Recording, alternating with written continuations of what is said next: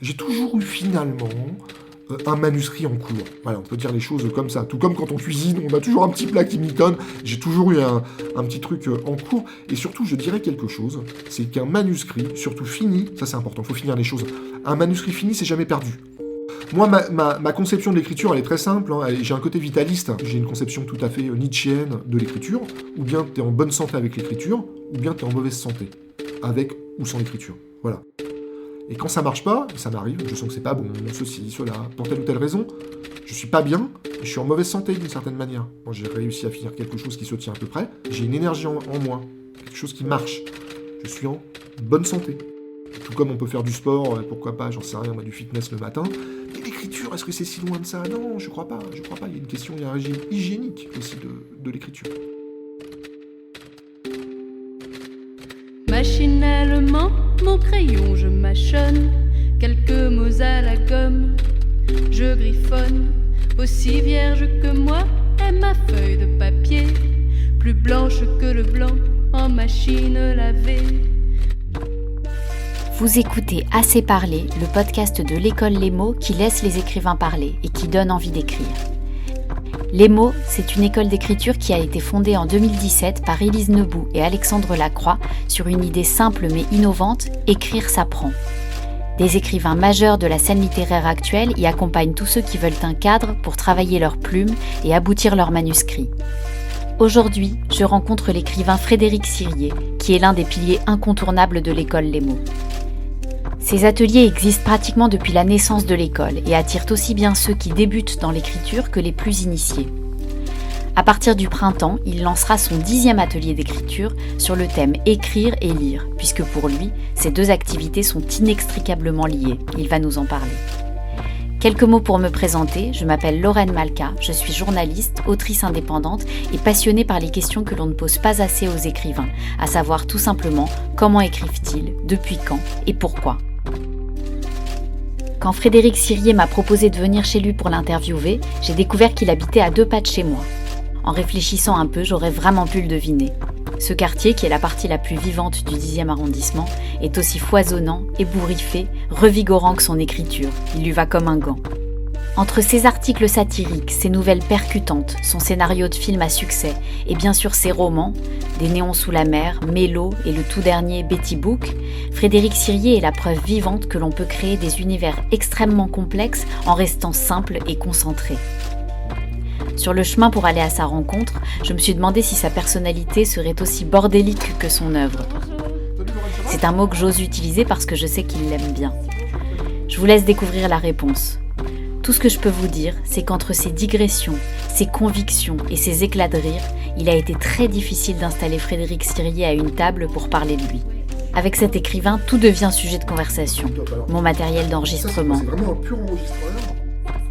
sa passion pour le café, pour son quartier, C'est un quartier qui, de manière très discrète, est lié au livre, avec une librairie au nom extraordinaire qui a disparu malheureusement il y a quelques années, qui s'appelait L'équipement de la... Une seule astuce pour qu'il accepte de répondre enfin à mes questions, l'interroger sur ses lectures. Assez parlé, écoutons Frédéric Sirier nous raconter sa vie d'écrivain et donc de lecteur. Alors Proust, dans son opuscule qui s'appelle Sur la lecture, au début du XXe siècle, dit une phrase, dit quelque chose de très très important, très très puissant. C'est que lire et la lecture littéraire, son principe, c'est de susciter le désir d'écrire. Et je trouve que c'est une proposition d'une puissance, voilà, rare, vraiment. Lire, c'est pas simplement déchiffrer, construire du sens. Voilà. Lire, c'est s'inscrire dans une relation de sens, certes, mais aussi dans une relation de désir à l'écriture. Voilà. Tout ceci pour dire, ce petit détour, en fait, j'ai un souvenir très très net du premier livre que j'ai réussi à lire tout seul en entier. Et j'en étais très très très fier. À l'époque, j'habitais Dunkerque, et j'étais scolarisé à la communale, comme on disait, dans une école très très populaire dans le quartier des Glacis, et il y avait des livres au fond de la classe. Et j'avais emprunté Les ratons laveurs dans la lune, avec des caractères, des tailles de lettres énormes, tout ça, voilà. Et j'avais été au bout, et je sais pas pourquoi, j'avais été extrêmement fier de réussir à aller au bout de ce parcours et de m'approprier une lecture. Puis on a besoin d'être encouragé. C'est pour ça que la lecture, elle est importante. J'ai aussi ce souvenir, on disait tous, c'était un peu l'armée, hein, l'apprentissage du français, ça rigolait pas. Hein. Donc on disait chacun notre tour. Et je me souviens de l'institutrice qui Alors c'était avant le CE1, là c'était carrément à la maternelle, et elle m'avait flatté, elle m'avait dit « c'est bien ». Mais mine de rien, c'est des petits trucs tout simples qui te mettent en confiance. Voilà, mais c'était comme un feu vert. C'est-à-dire que les enfants, souvent, ils ont des feux rouges dans la vie, malheureusement. Il faut pas trop leur foutre des feux rouges. Faut les encourager. C'est juste ce que je veux dire, hein, c'est pas histoire de... Voilà. Mais c'est important. Et je crois qu'on dit, c'est quand tu as commencé à écrire, on peut aussi commencer la chose à l'inverse, en disant, c'est quand que tu as commencé à lire, où tu as pris conscience de cette chose un peu particulière qui s'appelle le langage écrit. Hein. Et puis il y avait une bibliothèque municipale. C'était formidable. On payait... je sais pas, ça devait être un abonnement d'1 franc ou de 5 francs de l'époque, et puis c'était l'orgie de bouquins, quoi. On prenait tout ce qu'on voulait. C'était top, quoi. Donc voilà, quand on me demande, t'as commencé quand à écrire, pour répondre de la manière la moins malhonnête possible, je pense que je préfère apporter cette réponse. Voilà. Au sens où le reste découle peut-être de ces petites scènes, comment on va dire ça, primitives, voilà. Autre sujet de passion primitive pour Frédéric Sirié, les lieux, les paysages, dont il brosse des descriptions saisissantes dans tous ses livres. J'ai toujours été obsédé par les lieux d'où venaient les gens, et voilà, pour moi ça a toujours eu du sens. Est-ce que tu peux parler du tien, justement ? Mais moi j'ai beaucoup déménagé, donc en fait mon père était administrateur des affaires maritimes, donc j'ai passé ma jeunesse dans plusieurs ports. Moi je suis un périphérique du littoral, voilà. Je suis un produit du littoral français. Tu es né où ? Pas simplement à Paimpol, dans les Côtes-d'Armor, où j'ai aussi passé mon adolescence. Après le premier choc des ratons laveurs dans la Lune, Frédéric Sirié a connu d'autres émotions de lecture, et bientôt d'écriture. Alors, j'ai des souvenirs mêlés de grands plaisirs littéraires. Je me souviens, par exemple, en classe de 5e à Rouen, on nous avait fait travailler sur le poème d'Apollinaire qui s'appelle « Aquarelliste ». Yvonne, sérieuse au visage pâlot, a pris du papier blanc et des couleurs à l'eau. Voilà. Le langage se sédimente en toi. Tu entends un langage qui est différent. C'est ce qu'on appelle la littérature. Un régime de sens et de musique qui est différent. Tu peux y être sensible, tu peux ne pas y être sensible, mais moi j'y ai été sensible. Après, mes premières publications, c'est quoi ? En fait, le truc, c'est que quand j'étais étudiant en lettres, j'ai fait toc-toc au journal de mon bled en Bretagne, donc Paimpol, qui s'appelle La Presse d'Armor, et j'y ai créé une rubrique satirique qui s'appelait à l'époque le 4-21 de Fred, 21 questions, 4 jokers. En fait, c'était des interviews un peu délirantes. J'allais voir des gens, tout ça, j'allais voir tous les allumés du bled.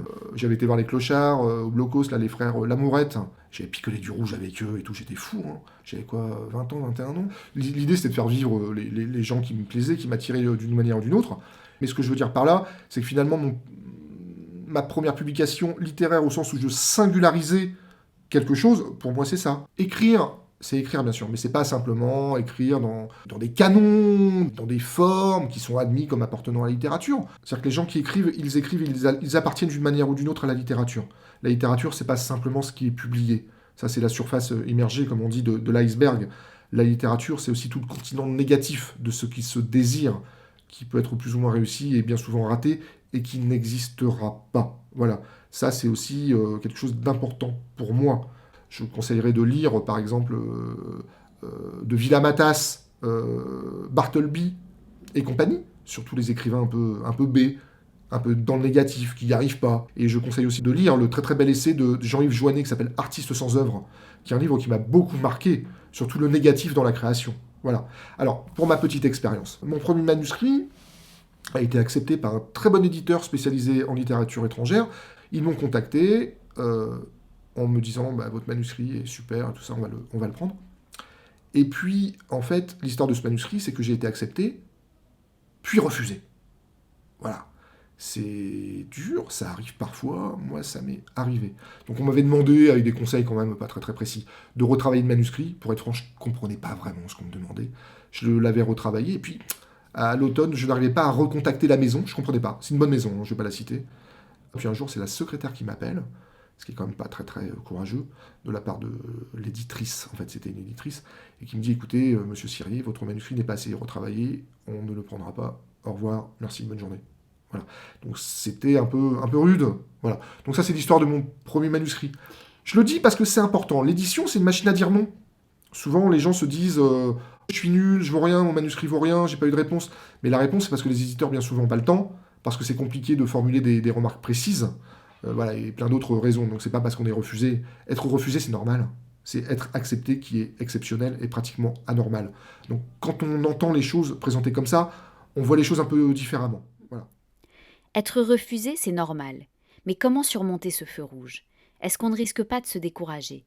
Pour Frédéric Sirier, il en était hors de question. Non, en même temps on est bon qu'à ça, tu vois. Voilà. On n'est pas vraiment des sujets économiques, mais on est des sujets littéraires. Ouais. Donc ça t'a pas du tout découragé, ça t'a pas ralenti. Ça m'a découragé si tu veux, mais après l'écriture elle est obsessionnelle, elle est en toi, ça fait partie de ton corps.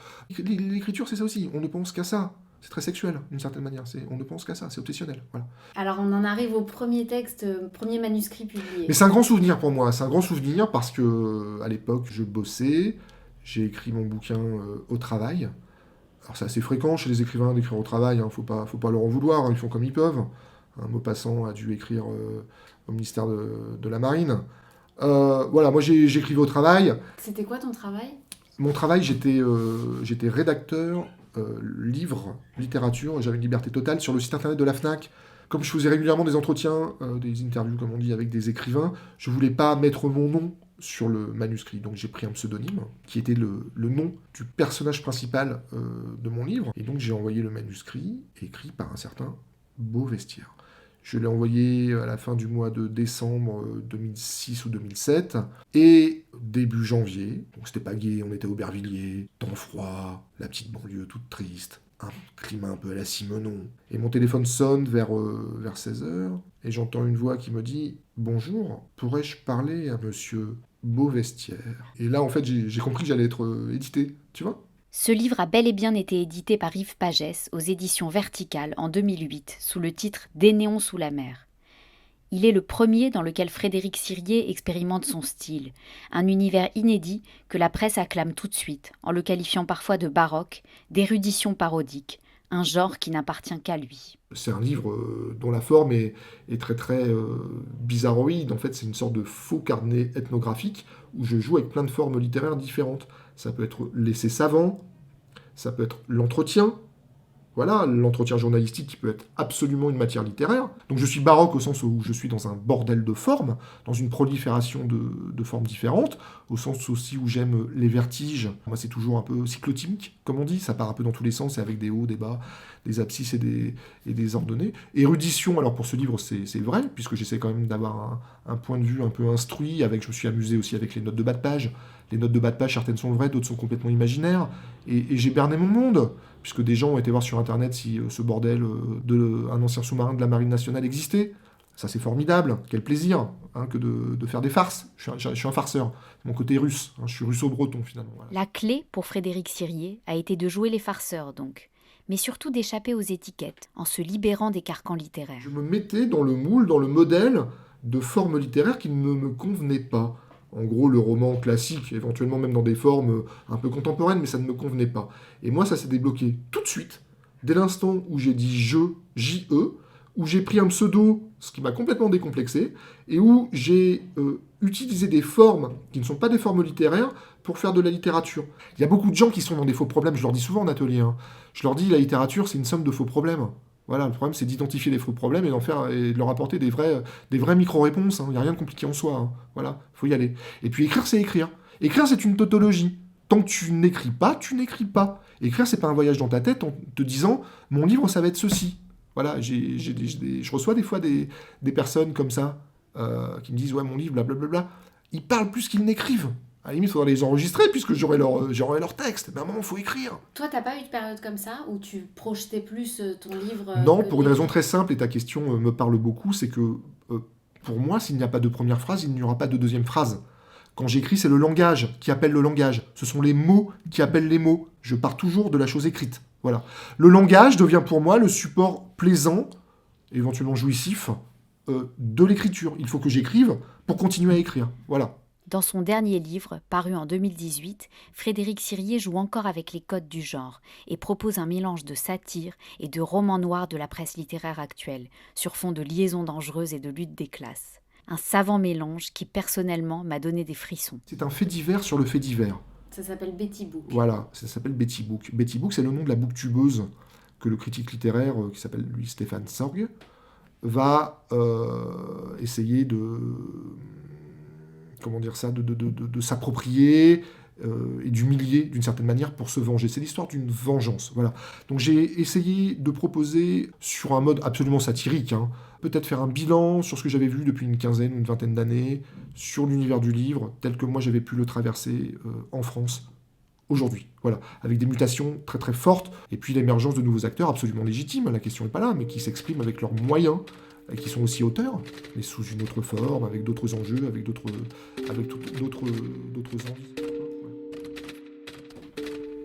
Je suis au lit, je pense. Le mot écrivain est prétentieux, souvent ridicule, comme une revendication désespérée ou une déclaration honteuse. Critique littéraire fait anachronique, arbitre des élégances perdues dans une soirée électronique de la Nouvelle-Athènes, Paris 9e. Le mot chroniqueur, plutôt terre-à-terre, résiste à l'épreuve du temps, glissant de l'événement à la marchandise, de Joinville à Cultura. Le mot auteur se révèle fonctionnel, productiviste, transdisciplinaire, informe, statutaire, sans caractère ni contour, abject. J'aime de plus en plus le mot booktubeuse, imagé, agrégatif, mutant, neuf, numérique, en phase avec le temps, attaché à Betty. Je dis à Betty, dessine-moi un manifeste. Elle dit un quoi ? Je lui dis, dis-moi pourquoi booktubeuse c'est ta life, à toi et à tes copines. Elle dit, ah ok. Elle se met face à moi et se transforme en Betty Book. Attention la toile, les booktubeuses arrivent et font le buzz. On est nombreuses et on sait ce qu'on veut. On est là et on ne nous délogera jamais de la maison des livres. On est une, puis on est deux. On se multiplie comme les petites souris partout où il y a du texte à grignoter. On est les lectrices d'aujourd'hui, au plus près des fans qui nous kiffent. On est le nouveau monde. Elle s'arrête puis elle me demande « C'est ça un manifeste ?» Betty me dit « Prends ma place, essaye. » Je lui dis « Je sais pas. » Elle insiste. Allez, comme ça tu vas tester la critique en vidéo. Elle s'assoit à côté de moi dans le canapé. Je te regarde. Je me lève, je me place face à l'objectif, commence une impro. Salut à tous, bienvenue chez Betty de Betty Book, qui me fait l'honneur de me laisser m'exprimer aujourd'hui sur sa chaîne. La critique littéraire écrite est en mauvaise santé et va bientôt être remplacée par la critique vidéo. Non, ce n'est pas une dystopie comme celle qu'affectionne Betty, c'est le présent, et il fallait bien qu'un jour ce soit un critique littéraire de l'ancien monde qui le reconnaisse. Voilà, c'est la lutte des classes. Moi et les miens on a perdu, mais la littérature va se venger. Betty rit. Bon, tu rames un peu, mais la critique vidéo ça s'apprend.